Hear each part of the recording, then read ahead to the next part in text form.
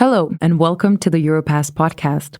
This podcast is part of the international project Europast, funded from the Horizon Europe Wideera program. Europast tackles contemporary issues in memory studies, memory politics, political discourse, and most importantly, public history, a field of study and practice that explores the ways in which the production of knowledge about history can be rendered more democratic, open, collaborative, and empowering, as well as the challenges associated with this process. In this podcast, members of the project team talk to public history practitioners, researchers, historians, activists, filmmakers, and many others about the developments, challenges, and implications of this fascinating approach of dealing with the past. If you would like to know more about the project, follow Europast on Facebook and Twitter. We hope you enjoyed today's episode.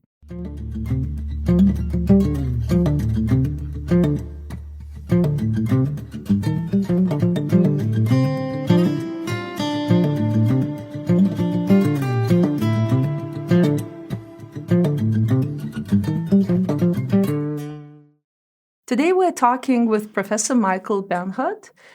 He's a political scientist at the University of Florida. Welcome. Thanks for having me. What brings you to Vilnius? I gave a keynote lecture at a conference on state memory institutions at your National Library. Did you learn something new? I learned a lot because I hadn't thought I've worked in memory studies, but I hadn't actually thought a lot about state memory institutions as actors in that sphere. And when I had to write that lecture, I had to think about that more carefully. And then I attended some panels in which I learned some really interesting stuff about what professionals in places like museums and archives have to deal with in terms of the politics of memory. Mm-hmm. But as you said, you are certainly not new to the field of memory studies. Right. You published a lot on institutions of democracy as well, on political populism, on the development of democracy in Poland and Germany and elsewhere. And the book that you edited with Jan Kubik, 20 years after communism, The Politics of Memory and Commemoration, stands out and I believe remains a classic in the field since its publication in 2014, right? So what would you say about the situation, the state of memory today, that is 30 years, not already 20, 30, 35 years after communism? What changed? What's remained the same? Even if you didn't do some new extensive research on it, where do you think we are at the moment? It's interesting. I think we're in a different era that's framed by issues other than what we thought about when we were writing about post-communism. I think we're in a new era of populism, and that's a global phenomenon, one that not only affects this region.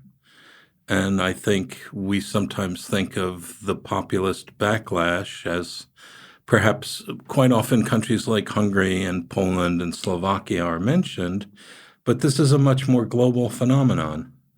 And so I don't think the kinds of boundaries we drew across things when we did 20 years after communism is as relevant anymore. We see things in the United States, we see things in Great Britain, we see things in France, we see these kinds of populists in power in many places like Italy, or at least supporting the government in a place which we thought as so social democratic and liberal as Sweden. So I think we're in a new era, and I think the kinds of temporal constraints that we used when we wrote that book are no longer relevant. I think what we're seeing in the post-communist region, it's experiencing the same problems as many countries are globally. So I think we're past post-communism. Mm-hmm. So what is the driving force? You said, okay, we're in the new era. What is happening? Analyze it for me. I think there's a crisis of democratic representation, that politicians don't respond to populations in ways that they trust. I think an important part of this problem is the nature of our economies at this time, but it's a confluence of many things. So we have neoliberal capitalism, which has led to intensification of inequality in most of the countries of the world, and at the same time, people work very hard, and then it becomes hard for them to make ends meet. And I think simultaneously we have sort of peak inequality, and we also have peak immigration into many countries, and this is a kind of mix that helps to promote this populist ethos. And the inability of the mainstream parties to respond both to immigration and both to a kind of politics of austerity that makes it harder for people to meet their everyday needs is what's led to the upsurge of these parties. What role then new technologies, new forms of communication play in all of this? Social media, new platforms, and so on. If you could say a few words about that, also would be. Well, I think 30 or 40 years ago, there was in most Western countries there was an establishment press, and it worked as a kind of gatekeeper on information. And I think the revolution in microelectronics basically allowed people to circumvent those gatekeepers. And so many things circulate now, which used to have much smaller audiences, but now they can reach much larger audiences. And I think the kind of background conditions that we just talked about makes people more receptive to those kinds of points of view. Right. Could you actually focus on Germany as well? Because after this podcast is finished, you're going to talk about the traces of the past in Germany. And what is of interest to me, right, you're going to talk about anti-foreigner violence and post-unification Germany. You can touch on that a little bit. But what's interesting for me is this entire culture of overcoming a complicated past, Vergangenheitsbewältigung and so on, that was shown as a model to our part of Europe. Did it work? What do you think about that? Like what could, where are we at with that? Well, it's very interesting. The paper that I'm going to present looks at kind of legacies of the past and how memory politics affects the way that those memories are processed. So the paper starts out with with a puzzle, right? That anti-foreigner violence in Germany is concentrated in the 5 new federal states, that it is much stronger there than it is in the old states of Western Germany. And we look at 2 possible explanations in the paper. We look at the last free election in Weimar Germany, and we look at the level of the states and how extensive the vote was for the Nazi Party in that last free election of Weimar Germany. And indeed, we find a correlation between a higher Nazi vote and anti-foreigner violence in the period from 1992 to more or less the present, I think 2021.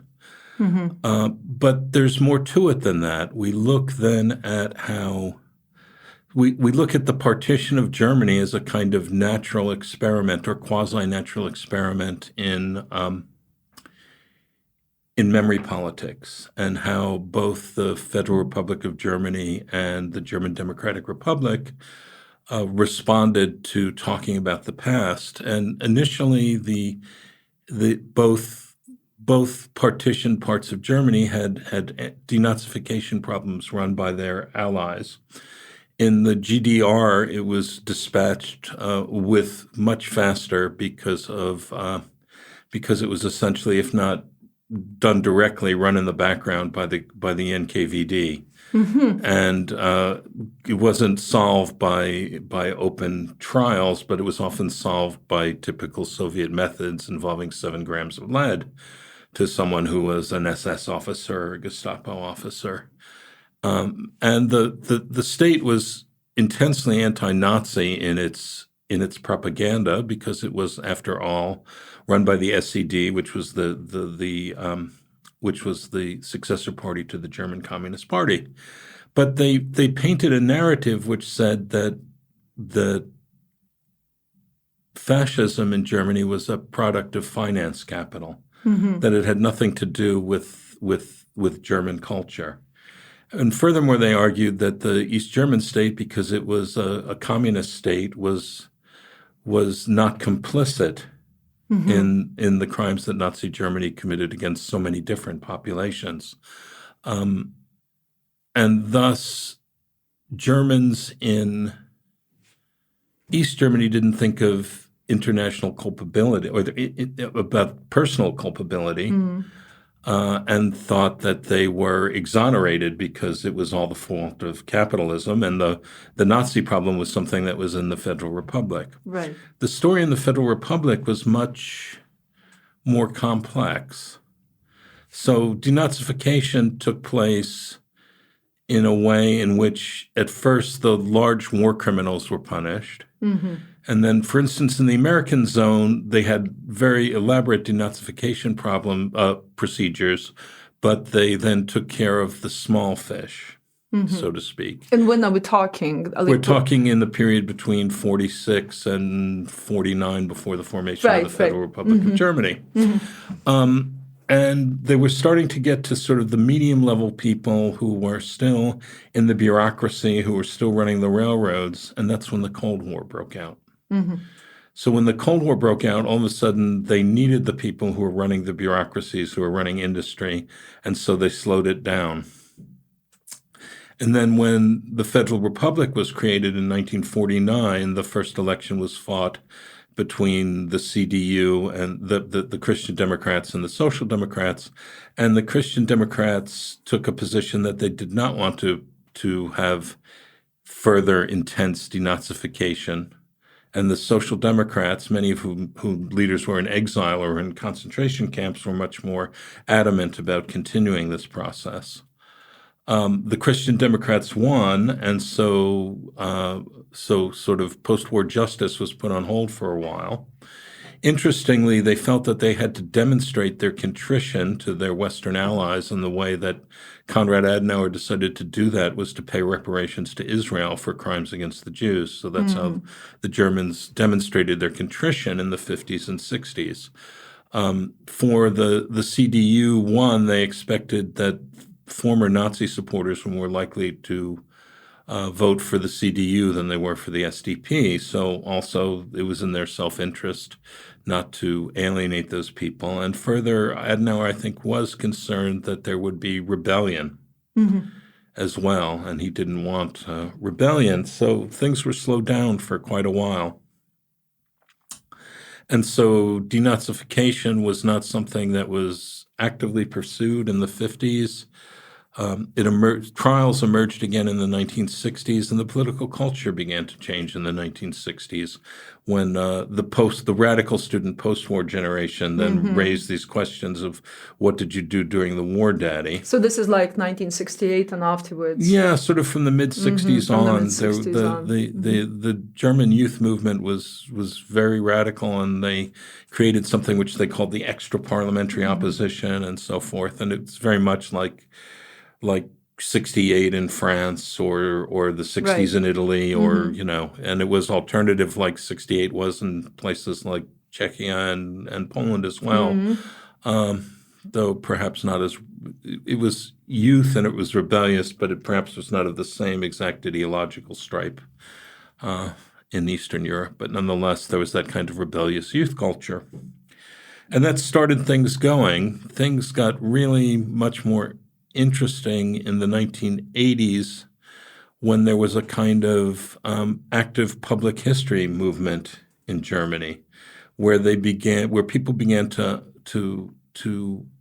look at the history of their towns and their neighborhoods, and began to uncover how Nazism functioned on a local level. Also kind of family histories, right? As Is well, that not yes. when this wave of Generationsromane and so on? Exactly. So, yeah, okay. And there was that, that famous movie, Das schreckliche Mädchen, Yeah. which was, about a girl who actually found out that the people who she admired in her town had been former Nazi collaborators and so forth. And it caused a scandal, and she was, ostracized and so forth. But ultimately, the horrible maidens were the ones who won. They're the ones who uncovered the history, began to commemorate it, began to memorialize it. That's, so things like plaques, Stolpersteine, new local museums, or exhibits in local museums and the like. And that I could not understand that. I'm sorry. Like I feel like a student. You said, and the schreckliche maiden won, but what one does that that struggle mean? in the culture. Oh, right. All right. That's what you meant. Yeah. So actually, that woman went into exile and lives somewhere in the United States now. But there were hundreds of public history activists like that all over Germany. Is that also when a lot of teachers were replaced, and also I think at some point there was a realization that the programs and the school books are kind of not appropriate enough. There's nothing, or was it earlier? As my friends of my generation who were educated in the 60s and 70s in Germany used to say, at the end of the school year, we never quite got to World War II. Okay. But there was active education stuff going on. So, German school children were taken to the existing concentration camp memorials. So I remember once in the early 80s visiting Dachau, and I was amazed at how there were school trips coming. And you were a kid from the U.S., right? Well, I was a college student from the U.S. traveling around Europe. From the U.S. Okay. And, that was kind of eye-opening. But it became more extensive, and it created this culture of contrition, which is not to say that this was an easy open and shut case, but it was something that was more of a struggle. I mean, there were things like the Historikerstreit, where there was a debate between historians over whether Nazism was reactive to Stalinism or it was something sui generis. With Ernst Nolte, the entire exactly, debate and then it was Ernst kind of Nolte settled at the end by a public essay by Habermas. Yes, that's right. And there's the Bitburg controversy, but at the same time there was the Bitburg controversy and Kohl trying to normalize the soldiers of the Waffen-SS by having Reagan come to the cemetery in Bitburg. There was also at that commemoration of the 40th anniversary of the end of World War II, the speech by von Weizsäcker, in which he described the end of World War II as a liberation day for Germany. And I think that speech really changed a lot of things. So young Germans could both understand their past and yet not be ashamed of it because they rejected it. And they understood themselves to be normal democratic Europeans. And it was a point of pride and a point of national pride to reject the bad parts of the past and to see oneself as modern and European and democratic and decent and so forth. And so I think that's what changed between the two Germanys. And that explains why the violence is so much higher in the GDR, because the memory politics was different. And so when we get all social sciencey about it and run a regression and interact the old versus the new federal lands with the Nazi vote is not significant in West Germany in terms of the number of incidents of anti-foreigner violence, but it is in East Germany, and where the Nazi vote is higher, the intensity of the violence is even greater. So essentially what we're doing is we're treating memory politics as a kind of treatment to the residual effects of Nazism, and where a culture of contrition emerged, the impact is less, and where it was left in silence, the kind of xenophobia of the past was transmitted intergenerationally and emerged 50 years later. Very interesting. One thing I just wanted to ask, so after the reunification, now you brilliantly outlined these different policies in Germany, former DDR, East Germany, West Germany. But what happens after the reunification in terms of public history initiatives and an attempt to align these perspectives, these policies? And I thought, 30 years and so is a long enough period, but it was not effective. Why wasn't it effective? What happened? I think this is something that, given the bit I know about Lithuania, East Germany had a similar set of issues. That is, Absolutely. following what the Germans call the Wende, or what we in the U.S. call the fall of communism. Most of the public history and memory activism was about the effect of the SED regime on Germans. And so you see these constructions of memorial to victims of Stasi violence or people who were killed crossing the wall, etc. And so the people in East Germany were more interested in publicly uncovering and commemorating the suffering of the Germans in the DDR and did not want to go back to the Nazi period.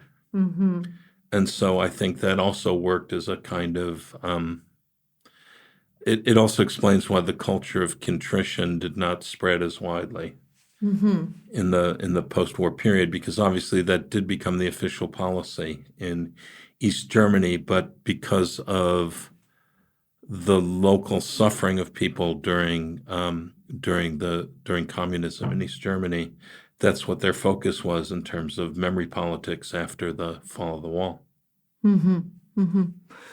Wow, this is interesting, and it's certainly pertinent to this area as well. You also research Poland and Hungary, right? Yes. Can you say a few words about the situation there? Well, Hungary is really... He's Donald Trump's hero, is he not? Donald Trump called him the greatest leader of Europe, something like that. Yeah, probably. I'm trying to think who was the last Hungarian to win that appellation. I'm not sure. I don't know. So the Orban regime subscribes to the two totalitarianisms theory and both stigmatizes the rule of the Soviet occupation and the rule of the Hungarian Socialist Workers' Party. And they also stigmatize the rule of the Arrow Cross, which was the local Nazi fascist party which took over in Hungary in 1944 when the Germans got rid of the Horthy regime, because Horthy began to negotiate with the Allies. What they don't stigmatize and which they've tried to rehabilitate is the Horthy regime, which was kind of it was a right-wing regime. It was more traditional right-wing. We might call it certainly wasn't fascist. We could call it ultra-conservative or perhaps reactionary. And of course, they did collaborate with the Germans in many ways. They both annexed parts of Slovakia and northern Transylvania. As a regime, as István Deák pointed out to us, they did not deport their own Jews at the request of the Germans. They did mistreat some of the men by putting them into labor battalions, but they did deport the Jewish populations from the parts of Slovakia and Romania that they annexed. And they also, they sent troops on the Eastern Front to fight the Soviet Union. So it was a kind of satellite state. It wasn't as much a satellite state as, let's say, the Ustasha regime in Croatia or the Tiso regime in Slovakia, but it nonetheless was a German ally during the Second World War. And thus, they try and clean up that history a bit. They also have sort of rehabilitated certain nationalist writers of the interwar period who eventually joined the Europast, or some, even though you can't necessarily tell it from their novels, wrote strongly anti-Semitic stuff during the Second World War. So you get that kind of thing going on in Hungary. The Poles have a slightly different issue. The Poles never did. The highest level of Polish authority during the Second World War was at the level of mayors of cities and towns. The Nazis truly despised the Polish state as that, bastard of Versailles kind of thing. And the Polish underground was strong. It was the second strongest underground in Europe. As people, in Vilnius know, was the very powerful underground. The Home Army was a remarkable clandestine organization. And so the question of Polish collaboration is a different kind of collaboration. It's that kind of mundane, everyday collaboration. And there was some of that. There were people who wrote for local papers who wrote hateful things, and there was also another underground army, the National Armed Forces, which did occasionally commit pogroms during the Second World War. There were some units in the AK that did so as well, and there were also people who either denounced Jews in hiding or denounced Poles who hid Jews, because there was a relatively active part of the Polish resistance that did hide Jews, and many individual people or even certain parts of the church took an active role in hiding people during the war. So that the Polish problem is not one of kind of active collaboration at a state level, but nonetheless, because the main extermination camps were put on Polish soil, there was a kind of misapprehension in certain parts of the Western press, which described Polish concentration camps, and for Poles who don't see themselves as major perpetrators of the Holocaust, that was... See themselves as victims of World War II. In fact, yes, and they were victims of World War II, as were most of the people in the area between Russia and Germany during World War II, including this country in a big way. So, there were 6 million Polish casualties during the Second World War. I think the only place that lost more people per capita was Belarus. Yeah. Of those, 3 million were Jews and 3 million were Poles. Yeah. And so they created this Holocaust law about slurs against the Polish state. But it was used to, for instance, prosecute historians who wrote about this kind of low-level collaboration. So that's kind of been the politics of memory in Poland. When that law was passed, it created problems between the Israeli government and the Polish government, who up until that point, peace and Netanyahu, or perhaps... Or we could say that Kaczynski and Netanyahu are twins out of different mothers in a certain sense. So that's been problematic in many ways, because it shuts down academic freedom. And there is a part of, there's much Polish bravery during World War II, but there's also some people who actively, not on a state level, but on a local level, did things to their own advantage, to the detriment of Jews or people who were helping Jews. But at the same time, when I think about Poland, it seems that there was quite a bit of research on this issue, right? Like on Holocaust and the Jewish question, and the museums, Right. So there was kind of this initiative, also with public history and awareness and so on. But so this is very interesting, of course, because Jan Gross published Neighbors. Yeah. And for a lot of people, this came as a shock because they didn't know about this sort of thing, about these the local people who sometimes took the initiatives in the initial phases of the German the German invasion. Sometimes this was people seeking retribution for whatever reasons on their own, or trying to take material advantage on their own, and sometimes they were egged on by the Germans to do so. It varies from place to place and incident to incident. But people were taken aback by this because it was very different from the socialization they had received in their families and their education. And so there were a lot of people who were well-trained professional historians who began to research this. And I think their motivation was to kind of figure out really what was going on, or perhaps to even say that perhaps this is overstated and he's and they started uncovering more stuff.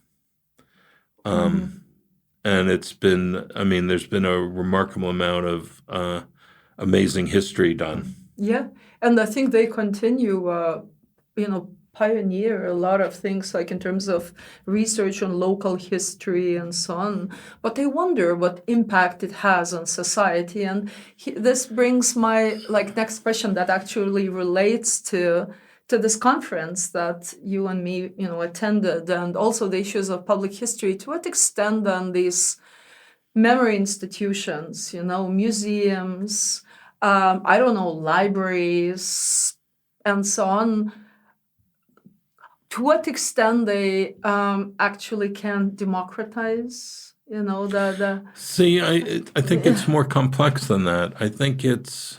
So if we look at Polish-Jewish relations in Poland, it's a point of contestation in Polish political culture.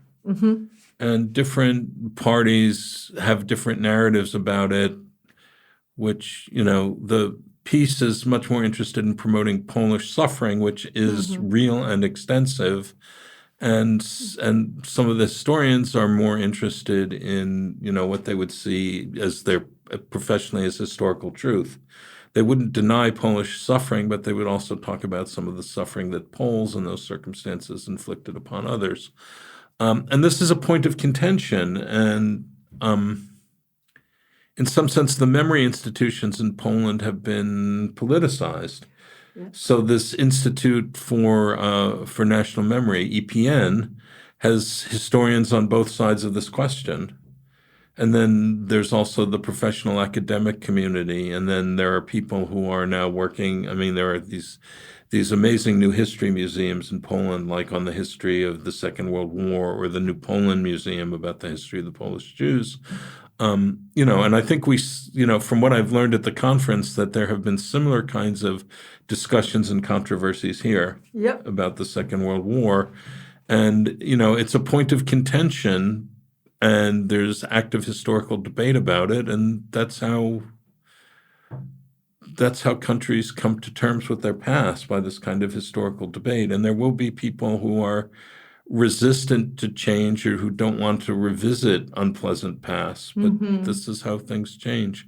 We've been doing this in the United States for years on things such as, the transatlantic slave trade, or, was slavery an economic positive or negative to the United States, and all these kinds of things, so that we continue to have these debates. The thing that was very interesting about West Germany was that it had that the predominant position in this debate switched at a certain point. Whereas in other countries, the debate goes on and it's contested, and it's not clear which point of view is predominant. But still, so we're jumping a little bit, from country to country, but that's okay. A little bit about Germany, but what's the situation now? I hear from the students, that we have some students here in Germany, that this, this kind of this routinization of a traditional, discourse about the German guild and so on is not really kind of effective anymore. Remember there was this piece, I think, by Dirk Moses called, I think, German Catholicism, and basically criticizing the the way Holocaust, commemoration culture in Germany, and so on. So do you think still what came about from the 70s, 18, 90s, do you think is still effective for the youngest generation now? Well, I think what's interesting is going on in the East, of course, with the rise of the AfD. Yeah. And clearly, there is some recapitulation of Nazi slogans and Nazi language and so forth.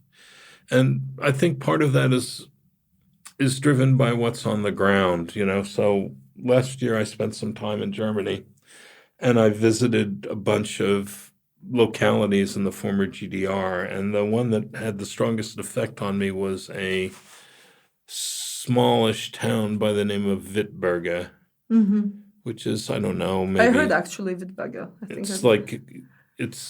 But it's not Wittenberg where the cathedral was, and it's in East Germany, it's in East Elbia, and it had been one of these smaller industrial East German towns, maybe 50,000 people, 3 factories, a locomotive repair factory that worked for the state railroads, a seed pressing factory that made oil and cooking oil, and a factory that had initially been a Singer sewing machine factory, but after the Second World War, it produced an East German brand of antiquated Singer sewing machines.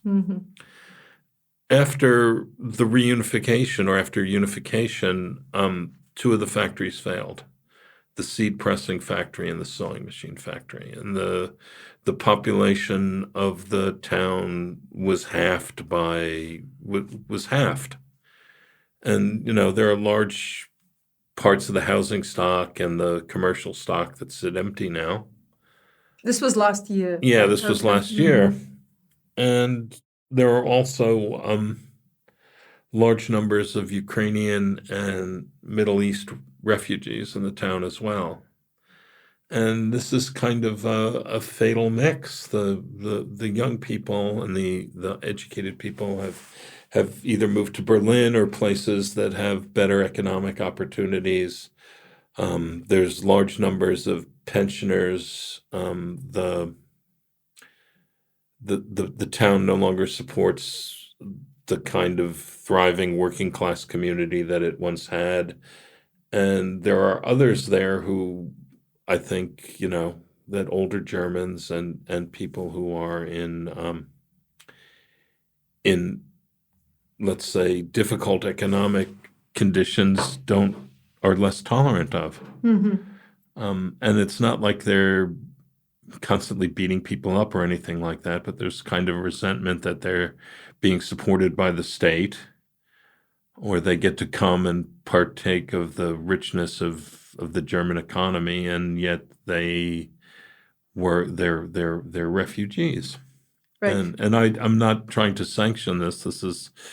This is explanation, I think, is in a way of trying to understand what's happening, what's going on, not trying to justify it, obviously. And these other communities, you said Middle Eastern community and Ukrainians, how do they interact or not interact at all?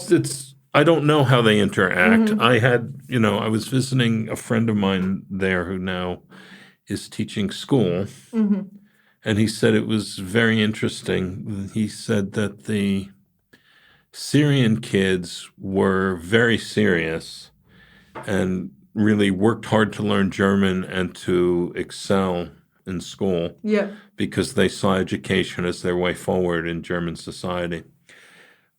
He said the Ukrainian students were much more mixed. And he said this was because after German school, they had to go home and do Ukrainian school online.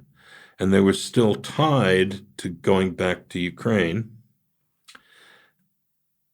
And thus, the Ukrainian school online was more important for them than the German school because they saw themselves as going back.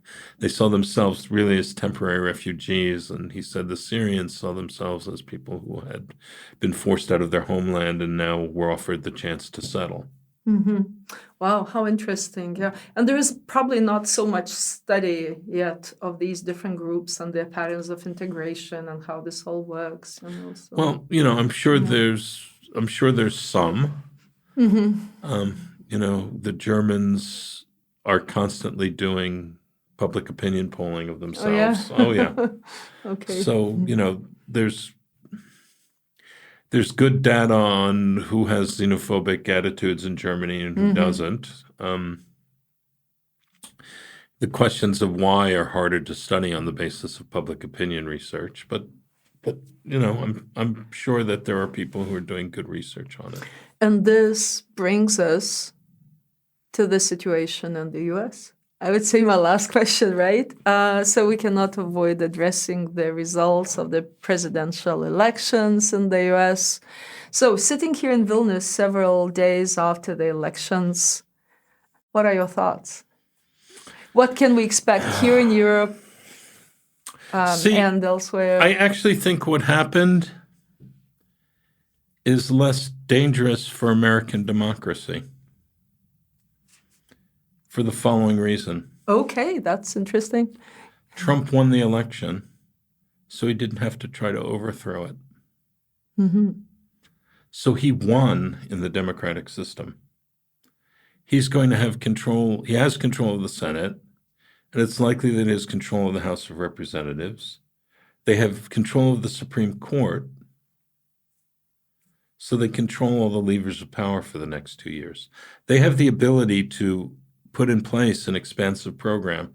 And I actually think the Republicans are more subservient to Donald Trump at this point than the Democrats were to Joe Biden 4 years ago.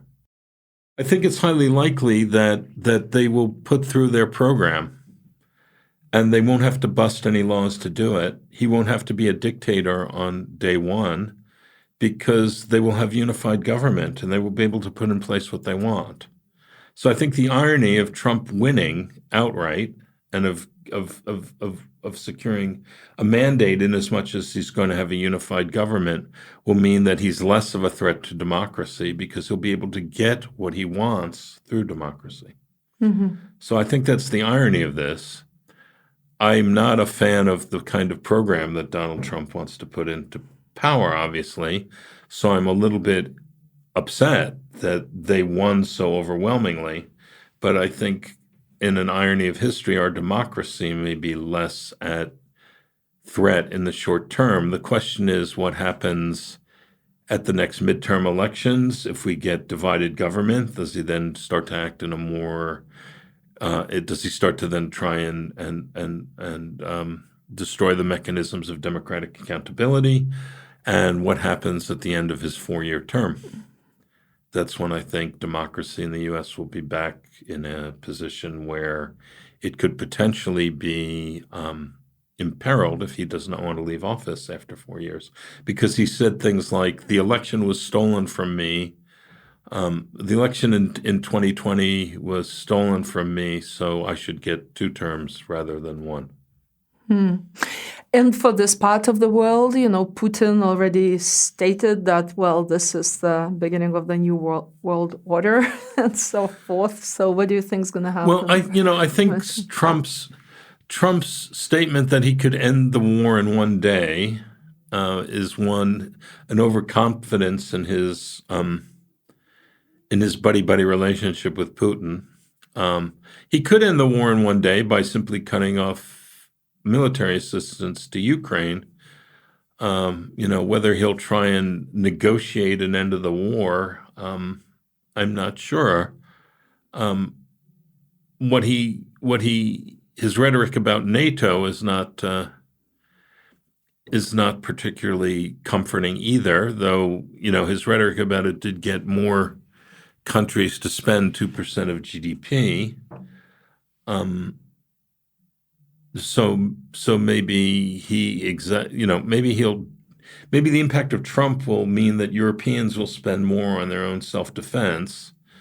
And if I was a European, I would be arguing that Europe should spend more on its self-defense because there's a country that's got an economy smaller than Italy that's terrorizing the rest of the continent, whereas the rest of the continent has a combined military force that's certainly equal to Russia and quite frankly has a GDP that is several times over larger than Russia. So there's no reason that Russia should be able to boss around the EU if you look at the power here. Mm-hmm. So Europe is more than capable of defending itself without the United States, at least from Russia. You sound quite optimistic. I would not say I'm optimistic at all, because I think the easiest path to security is through alliances, and that the Western Alliance and then the expansion of the Western Alliance to encompass Central Europe after the end of the Cold War has been a good thing.